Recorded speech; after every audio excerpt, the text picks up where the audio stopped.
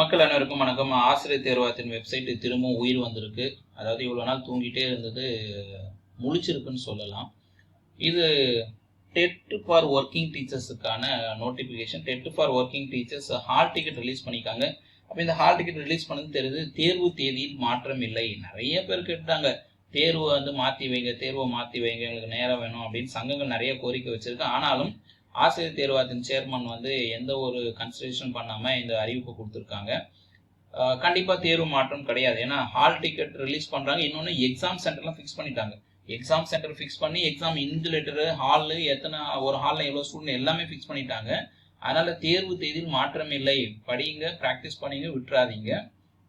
இது எதிர்வரும் 4/7/2026 5/7/2026 paper 1 paper 2 நடத்துகிறாங்க. ஹால் டிக்கெட் ரிலீஸ் பண்ணிட்டாங்க. இன்னொரு விஷயம், இந்த தேர்வு வழியாக ஒரு கூடுதல் தகவல்னா, இந்த தேர்வு முடிந்த பிறகு இதோட ரிசல்ட் வரும்பொழுது அனைவருக்கும் 60 மதிப்பெண்கள். ஓசி பொது பிரிவினருக்கும் 60 மதிப்பெண் தான் பாஸ், இதர பிரிவினருக்கும் 60 மதிப்பெண் தான் பாஸ் அப்படின்ற ஒரு அறிவிப்பு தமிழக வெற்றி கழகம் அறிவிக்கும் என எதிர்பார்க்கப்படுகிறது. காரணம், வழக்கு ஒன்று இருக்கு. ஆசிரியர்கள் சங்கங்கள் சார்பாக தீர்ப்பு வரல. ஆசிரியர்கள் சங்கத்தின் சார்பாக வழக்கு போட்டிருக்காங்க. அந்த வழக்கு மண்டே ஹியரிங் வரதா சொல்லியிருக்காங்க. நீதிமன்றத்தின் தீர்ப்புக்கு உட்பட்டு எல்லாருக்கும் 60% வரும் என்ற எதிர்பார்ப்பு இருக்கு.